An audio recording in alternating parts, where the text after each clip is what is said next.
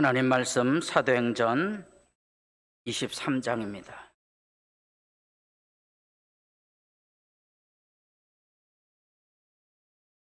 사도행전 23장 11절부터 보겠습니다. 그날 밤에 주께서 바울 곁에 서서 이르시되 담대하라. 네가 예루살렘에서 나의 일을 증하는 것 같이 로마에서도 증언하여야 하리라 하시니라. 날이 새매 유대인들이 당을 지어 맹세하되 바울을 죽이기 전에는 먹지도 아니하고 마시지도 아니하겠다 하고 이같이 동맹한 자가 40여 명이더라. 대제사장들과 장로들에게 가서 말하되 우리가 바울을 죽이기 전에는 아무것도 먹지 않기로 굳게 맹세하였으니 이제 너희는 그의 사실을 더 자세히 물어보려는 척하면서 공회에 함께 천부장에게 청하여 바울을 너희에게로 데리고 내려오게 하라. 우리는 그가 가까이 오기 전에 죽이기로 준비하였노라 하더니 바울의 생질이 그들이 매복하여 있다함을 듣고 와서 영내에 들어가 바울에게 알린지라. 바울이 한 백부장을 청하여 이르되 이 청년을 천부장에게로 인도하라. 그에게 무슨 할 말이 있다 하니 천부장에게로 데리고 가서 이르되 죄수 바울이 나를 불러 이 청년이 당신에게 할 말이 있다 하여 데리고 가기를 청하더이다 하매 천부장이 그의 손을 잡고 물러가서 조용히 묻되 내게 할 말이 무엇이냐? 대답하되 유대인들이 공모하기를 그들이 바울에 대하여 더 자세한 것을 묻기 위함이라 하고 내일 그를 데리고 공회로 내려오기를 당신에게 청하자 하였으니 당신은 그들의 청함을 따르지 마옵소서. 그들 중에서 바울을 죽이기 전에는 먹지도 않고 마시지도 않기로 맹세한 자 40여 명이 그를 죽이려고 숨어서 지금 다 준비하고 당신의 허락만 기다리나이다 하니 이에 천부장이 청년을 보내며 경계하되 이 일을 내게 알렸다고 아무에게도 이르지 말라 하고 백부장 둘을 불러 이르되 밤 제3시에 가이사라까지 갈 보병 200명과 기병 70명과 창병 200명을 준비하라고. 아멘.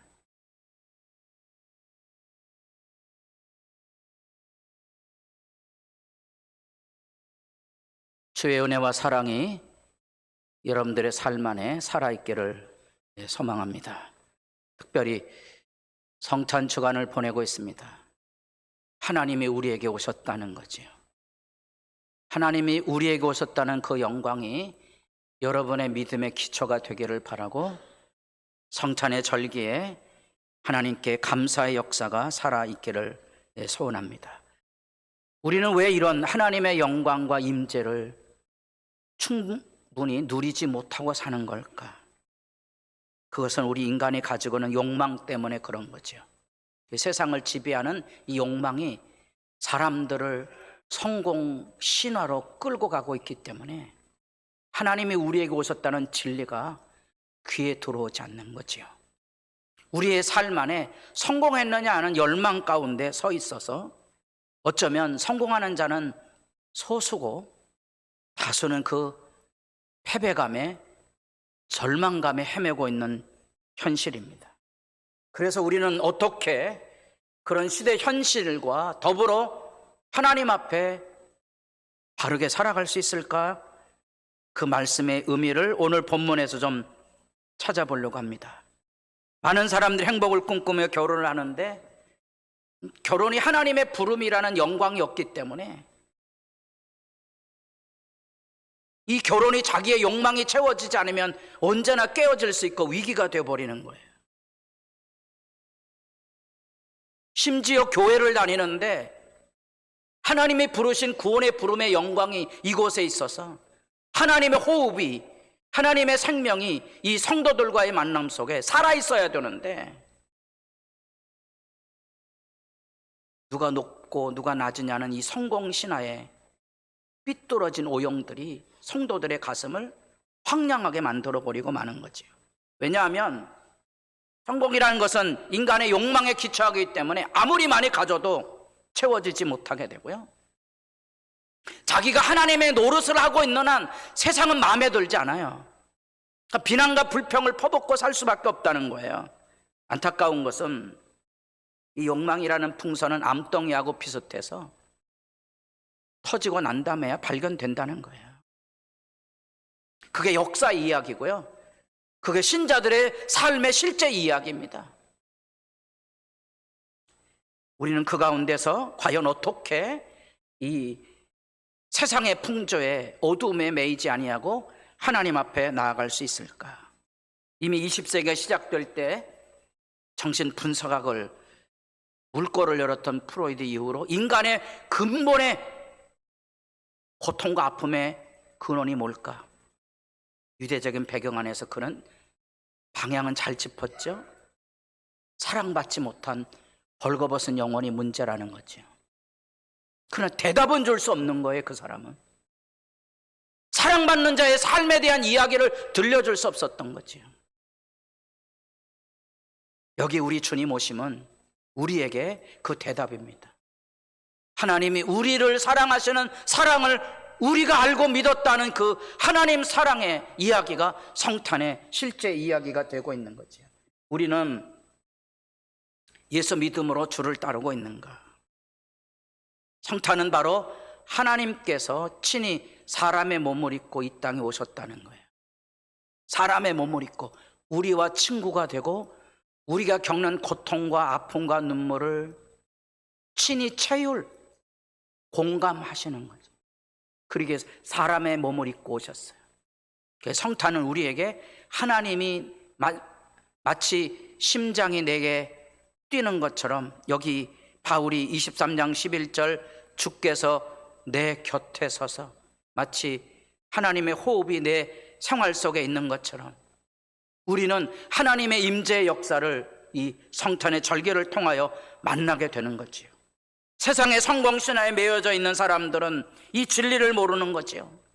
하나님이 우리를 사랑하기 위해 목숨을 거뒀다는 구원의 복음 안에서 우리는 세상을 살아갈 때 나도 역시 하나님의 세계를 살아가는 영광을 알거든요. 하나님의 세계. 우리 만남은 우연이 아니면, 우리 만남은 뭐예요? 팔자가 아닌 거예요. 우리 만남은 하나님의 형상의 회복을 향하여 부름받은 거죠. 하나님께서 내 아내를, 내 남편을 주셨을 때 그 안에는 하나님의 부르심이 있었던 거죠. 내가 서로를 복되게 하는 삶을 살라는 거예요. 그게 사랑받는 자의 삶이거든요. 우리가 교회로 부르심을 받았을 때는 그 부르심 안에 내가 그 누군가에게 내게 주신 은혜를 이야기해주고 그 누군가에게 가슴이 뛰게 하는 신앙의 공감을 함께 열어가며 살라고 부르신 거거든요. 그것을 알면 이제 우리에게도 이 하나님의 부르심, 예수 믿는 게 무엇인지를 깨닫게 되는 거죠. 이렇게 밤새 눈이 오면 이제 새벽에 오시는 권사님들이 막 80 넘은 권사님들이 눈을 쓰시느라고 막 헐떡헐떡 합니다. 공감이 되십니까? 심장 소리가? 함께 일하는 즐거움이 그곳에 있는 거고요. 절박한 기도가 쏟아지는 거예요. 하나님이여 힘을 더하여 주시기를. 그게 소망이고 그게 실제인 거예요. 그게 예수 믿음이에요. 그래서 우리에게 필요한 것은 예수님이 부르신 길을 걷고 있는가 하는 거예요. 세상의 영광을 추구하고 자기가 하나님 노릇하려는 오만의 자리에 서게 되면 우리 삶 안에 하나님의 생명을 공감할 수 있는 길이 없어지는 거죠. 하나님의 사랑을 경험할 수 있는 기회를 차버리는 거죠. 우리가 예수님의 길을 향하여 나아가게 설 때야 비로소 우리는 그 안에서 생명의 약동, 다시 말하면 주께서 내 곁에 서신다는 사실을 확인하고는 거거든요. 바울이 예루살렘에 올라올 때는 그냥 올라온 것이 아니고 그게 예수님의 길이고 그가 자기가 걸어가야 할 길인 줄 알았던 거예요. 그래서 사람들이 말립니다. 성령을 통하여서 하나님의 역사를 예견했던 선지자들이 그 이야기를 들려줍니다. 이 띠를 가진 사람, 예루살렘에 올라가면 이 띠처럼 묶이게 될 것이라고 손발을 묶는 시연도 해 보입니다. 바울은 말합니다. 여러분이요, 왜 눈물을 쏟아 울어서 내 마음을 아프게 하느냐? 우리 주의 이름으로 가는 이 길은 내가 결박당하는 것, 뿐 아니라 죽을 것도 각오했다. 그 예수님의 길이잖아요. 여기 사도행전을 읽으면 누가복음의 심장 뛰는 얘기, 예수님처럼 죄가 없다, 죄가 없다, 죄가 없다, 죄가 없다, 죄가 없다 6번 나오는데, 여기 지금 바울도 죄가 없다는 이야기들이 6번이나 반복되고 있다는 거예요. 근데 왜 죄 없는데 오늘 본문 읽으셨습니까? 여러분, 자기들 스스로도 죄가 없다고 생각하는, 그래서 23장 9절에 몇 서기관이 일어나 다투어 이르되 우리가 이 사람을 보니 악한 것이 없도다. 그런데 왜 죽이려고 합니까? 이해하기 어렵죠. 이게 세상에 자기 욕망과 자기 의로움, 자기가 하나님이라고 생각하는 사람들이 저지르고 있는 만행이거든요. 지금도 자기 의로움 때문에 남을 비난하고 죽이려는 사람들이 처체 횡행하고 있는 거죠. 주의 길에 서서야 됩니다. 주의 길에 서야만 우리는 이런 극악한 세대 현실 가운데 믿음을 지키며 살 수 있다는 거예요. 11절 반복해서 읽었던 이유가 있다면 그겁니다. 이 고난의 자리, 예수 따라가는 길에는 이 이해하기 어려운 죽음의 음모들이 세상을 통하여 오기도 하고 내 안에 몸의 질병으로도 다가옵니다. 그러나 주님의 길 걷는 사람들에게는 주님께서 그 곁에 서서 말씀해 주신다는 거예요. 아멘 하셔야 되는데 그 감격이 없으면 주 따라갈 수 없어요. 예수 따라가는 길에는 분명히 주님의 십자가에 그분이 내게 오셨다는 이 복음이 생생히 살아있는 거죠. 새벽에 부르짖어 기도할 때 주님께서 나를 감격케 하셔야 믿음이 유지가 되는 거예요. 바리새의 어려움이 많아도 아니다, 주님께서 나를 도와주실 거라는 이야기를 하나님에게 듣는 사람만이 당당하게 설 수 있잖아요. 부르짖지 않고 어떻게 그 믿음의 비밀을 우리 삶 안에 열 수 있을까요? 요셉의 이야기예요. 하나님이 큰 구원으로 당신들의 생명을 보존하고 당신들의 후손을 세상에 두시려고 나를 당신들보다 먼저 보내셨나니. 형들이 자기를 죽이려 했고 노예로 팔아먹었거든요. 우리 같았으면 철천지 원수고 증오고 미움에 가득 찰 건데 요셉이 하는 얘기를 들어보세요. 여러분이 나를 이곳에 판 게 아니라는 거예요. 나를 이리로 보낸 이는 당신들이 아니요 하나님이시라. 하나님이 나를 바로에게 아버지로 삼으시고 그 온 집의 주로 삼으시며 애굽 온 땅의 통치자로 삼으셨나이다. 이전에 새롭게 하소서에서 알코올 중독자 남편, 밥벌이도 안 하고 하루 종일 술 먹고 방 안에 뒹구는 그 남편이 아침밥 제 시간에 안 되면 새벽 장사를 하는 가게에 몽둥이를 들고 쫓아오는 기구한 운명의 고백을 들은 적이 있습니다. 이해됩니까? 여기 어르신들은 다 이해될 거예요. 왜냐하면 그런 사람들이 많았거든요. 내가 아니면 참 다행일 텐데. 그 남편이 죽음의 자리에 이르자 그 아내가 그 남편의 시신을 보고 하나님의 사랑의 움직임을 경험하게 되는데, 내가 이렇게 고통을 겪은 이유가 뭘까를 하나님 앞에 듣는 거예요. 세상에 너 같은 사람이 또 있단다. 그래서 그는 그 남편의 시신을 앞에 두고 하나님께 기도합니다. 아버지, 지금까지 내 인생을 고통으로 알았는데 이게 하나님이 나를 부르시는 섭리였으니 이제 내가 할 일은 나와 같이 알코올 중독자 때문에 신음하는 가정을 위하여 내가 봉사하고 섬기리라. 그거지요. 예수 따라가는 길의 실제가 바로 그 사실입니다. 나를 이리로 보내는 당신들이 아니라 우리가 예수님의 길을 걸어갈 때 누리고 있는 하나님의 은혜와 하나님의 사랑은 이처럼 놀라운 거거든요. 원수나 대적이나 시련이나 고통이 끝이 아니에요. 우리는 그 안에서 예수님이 마치 십자가에 죽으시고 끝이 아니고 부활하셨던 것처럼 내 인생의 시련과 고통과 눈물과 아픔 가운데 주께서 내 곁에 서서 나를 깨우셔서 나로 하여금 이기게 하신다는 거예요.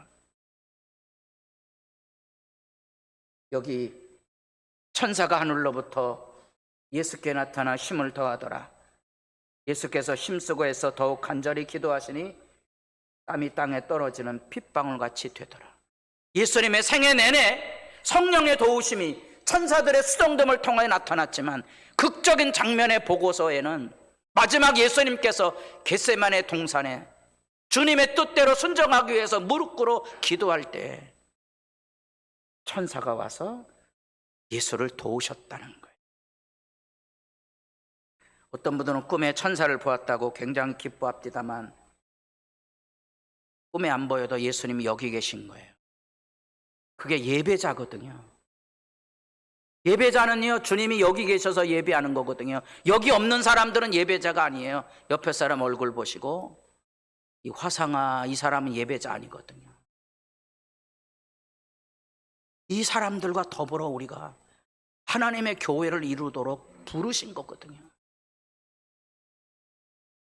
우리에게 필요한 것은 과연 우리는 주께서 말씀하실 때 주의 말씀에 귀를 기울이며 사는가 하는 거지요. 예수님은 여기 그날 밤에 담대하라, 내가 예루살렘에서 나의 일을 증언한 것 같이 로마에서도 증언하여 사리라. 바울은 예루살렘에 올라오는 그 예수님의 길을 당당히 선택해 왔지만 바울의 생각에는 그곳에서 결박을 당하고 죽을 위기가 온다고 생각했어요. 그러나 예수님의 생각은 다른 거예요. 예수님은 예루살렘에 죽었지만 바울, 너는 예루살렘에 죽을 게 아니고 로마에서 죽을 거거든. 그러니까 로마까지 가는 길에는 그 누구도 손을 댈 수 없는 거예요.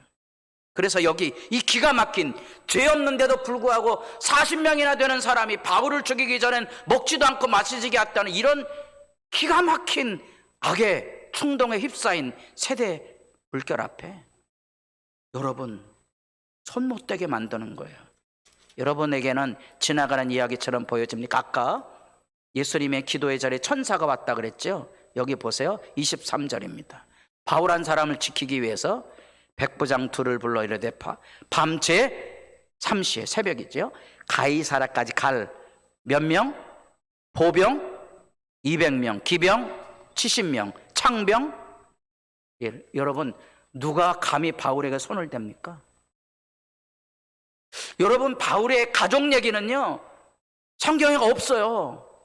일반적인 학자들의 추정에 의하면 바울이 뼈대 있는 가문이거든요. 정통 히브리인이고요. 양 가문이 아마 다 우리로 얘기하면 뼈대 있는 가문이었을 거예요. 유대인으로. 더구나 로마 시민권 유대인들의 환상과 같은 얘기거든요. 다소라는 지역은 굉장히 큰 도시입니다.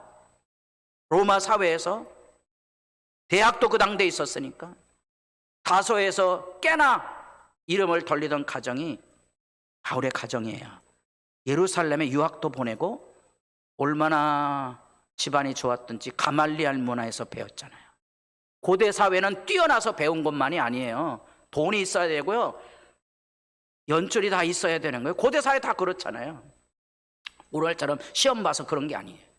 굉장히 빵빵한 집안이었는데 아마도 바울은 예수 믿고 난 다음에 그 가문에서 호적을 파가라는 것처럼 내버려졌을 거거든요. 심지어 어떤 학자들은 결혼도 그래서 깨졌을지도 모른다고 추정한 학자들이 최근에 많이 나오고 있어요. 성경은 없으니까. 중요한 것은 여기 조카가 나오는 거예요. 예루살렘에 유학을 올 정도 됐으니까 예루살렘엔 그 누군가가 기반이 있었겠죠. 그 조카 얘기, 바울의 가족 얘기 여기 하나 나옵니다. 여기 지금 사내들인 공회로 모여서 이 대제사장과 장로들의 세계 안에 하나님은 지금 천사를 다 예비하고 있는 거예요. 바울에게 손을 대 조카를 통하여 그 음모를 발견하게 하고, 음모가 발견되자 놀랍잖아요, 여러분. 보병 200명이 지키는 거예요. 그리고 기병도 있고요, 여러분 창병도 있어요. 이야, 이건 굉장한 얘기거든요. 이게 옛날로 말하면 임금이 출정하는 그런 상황인 거예요. 성경이 왜 이런 이야기를 하고 있을까요? 주님의 말씀은 살아있는 거예요. 제가 늘 뻥치고 하는 얘기가 아니고요. 하나님이 필요하면 얼마든지 사람을 보내시고 하나님이 필요하면 얼마든 채워주실 거거든요. 세상의 성공신화에 매달려 살아가지 마세요. 주님의 말씀에 귀를 기울이고 사십시오. 지금까지 지내온 것 주의 크신 은혜가 우리에게 감격이 되는 것처럼 내 이후의 삶은 더 좋은 것으로 하나님께서 채우시고 복 주시고 함께해 주실 줄 믿습니다. 그게 주님의 실제의 이야기예요. 왜냐하면 히브리서 4장 16절에 나타난 대로 주님은 우리의 고통과 아픔을 모른 체 하는 분이 아니고 체휼 경험하신 분이에요. 내가 믿음대로 살려고 몸부림할 때 내 눈물과 고통과 아픔을 다 하시고 채워주실 거거든요. 그래서 외칩니다. 때를 따라 돕는 은혜를 얻기 위하여 은혜의 보좌 앞에 담대히 나아갈지니라. 당당하게 나아가야 되는 거예요. 놀라운 사실이죠. 참새 2마리가 한 아사리온에 팔리지 않느냐. 그러나 너희 아버지께서 허락하지 아니하시면 그 하나도 땅에 떨어지지 아니하리라. 여러분, 여기 어르신들 참새구이 아세요? 옛날에 참새구이 있었어요. 젊은 사람들은 이해하기 어렵겠지만 참새구이 있었어요. 그 참새가 하찮은 동물이지만 그 참새 2마리 한 아사리온 가격도 아시고요. 그 참새 1마리가 땅에 떨어져 사람들에게 이용당하는 식용으로 나가는 그 운명이라도 하나님 다 알고 계신다는 거예요. 그 안에 하나님의 뜻이 섭렵이 살아있다는 거예요. 하물며 너희에게는, 너희에게는 머리털까지 다 세심받고 두려워하지 말라는 거지. 여러분 삶에 억울함이 있으십니까? 어려움이 있으십니까? 별로 그렇게 개념해서 살지 마십시오. 하나님 다 알고 계시고요. 하나님 다 갚아주실 거거든요. 새벽에 오신 분들은 요엘서 말씀, 성령이 임하면 이게 열려지는 거예요. 뭐가 열려져요?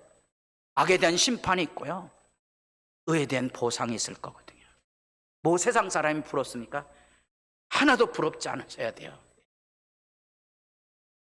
가끔 우리 집사람하고 저하고 이제 갈등이 있는 게 뭔가 하니 우리 집사람 생각에는 우리 조인성 배우가 190 가까이 되는 그 친구가 입는 선전한 옷을 입으면 제가 멋있어 보일 줄 아는 거야. 아니요, 하나도 안 멋있어요. 여러분 착각하지 마세요. 나는 내 삶의 자유함과 영광이 있는 거야. 하나 더 안 오시는가 봐. 매달려 살지 마세요. 사울은 그가 죽임당함을 마땅히 여기더라. 그날에 예루살렘에는 교회에 큰 박해가 있어 사도 외에는 다 유대와 사마리아 모든 땅으로 흩어집니다. 여기 누가 죽었죠? 스데반이죠. 설교도 다 마치지 못하고 돌에 맞아 죽었어요. 이 사울이 지금 바울이거든요. 그럼 잘 죽었다 그런 거지. 끝이 아니에요. 놀라운 얘기가.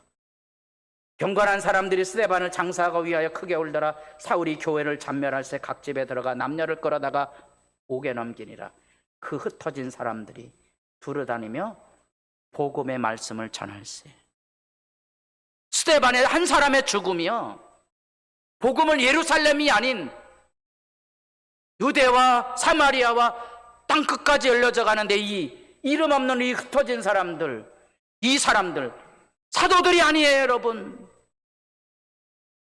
바로 이 흩어진 사람들, 스데반의 죽음으로 인하여 흩어진 사람들이 기독교의 복음을 온 세상에 물꼬를 열었다는 거예요. 하나님의 구원의 역사를 믿고 사십시오.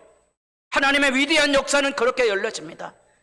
우리가 보기에 한 사람이 적은 것처럼 보일지 모르지만, 내가 보기에 한 사람이 하찮게 보일지 모르지만, 한 생명은 하나님 앞에 위대한 거예요. 왜? 주께서 그를 위해 죽으셨기 때문에 그런 거지. 이 교회당에서 망둥이 같은 사람이 교인한 사람 우습게 보거든요. 아니에요. 발성쟁이라도 좋아요. 아니에요. 하나님의 위대하심이 그 안에 있습니다. 성령 받으면 다 위대한 사람들이 될 거예요. 누가 증인입니까? 여기 지금 이 사울이 증인이잖아요. 지금 이 사람이 스데반의 죽음을 보고 변화돼서 이 흩어진 사람들이 이루지 못했던 땅끝까지의 예수 증인으로 지금 오늘 본문에 목숨을 걸고 예루살렘에 올라왔고, 하나님은 이 한 사람을 위하여 포병 200명이나 준비해서 너는 예루살렘에 죽을 자가 아니야. 너는 어디까지 간다고요? 너는 로마까지 가는 거예요. 하나님이 보호해서 로마로까지 보내주시는 거예요.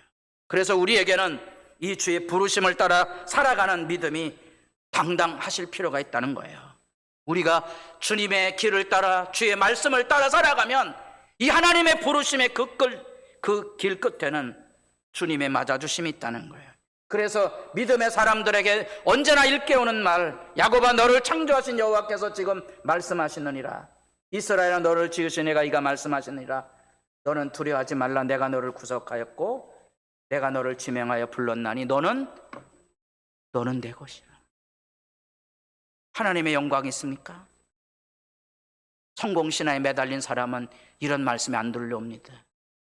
그러나 부르심을 받아가는 사람들에겐 이게 감격인 거예요. 누가 나를 우습게 봅니까?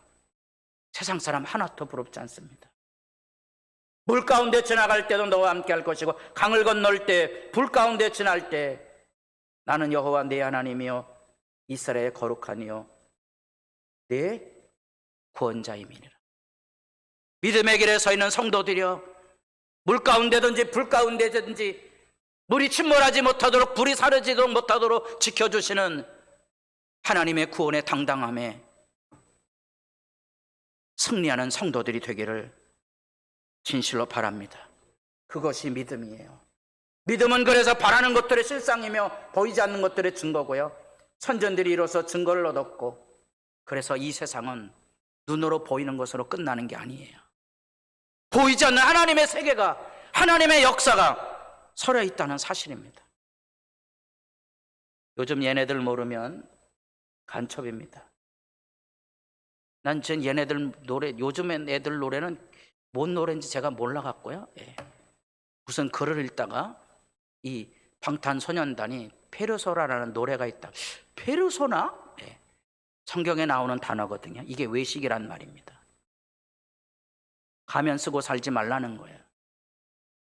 그래서 제가 가사를 찾아봤어요.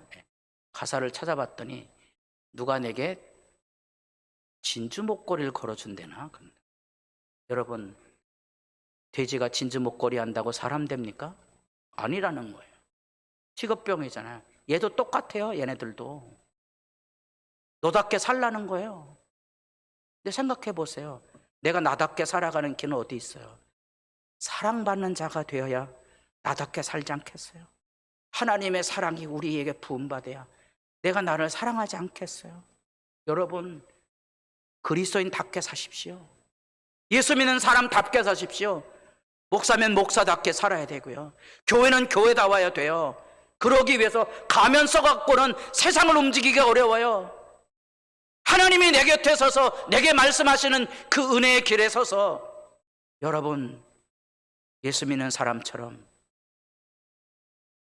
죽음 가운데 부활하셨던 예수님의 생명의 약동이 여러분의 가슴을 울리는 복 있는 부름의 길, 부름의 길에 서서 믿음의 길 걸어가는 주의 성도들이 다 될 수 있기를 바랍니다.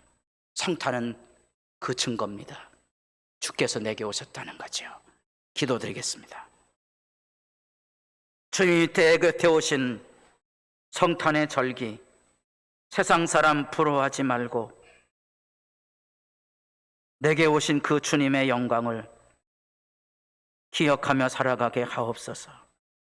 하늘에 기쁨이 있을 줄 아옵나니 아버지여, 주의 백성들은 주의 백성으로 살아야 될 본분이 있습니다.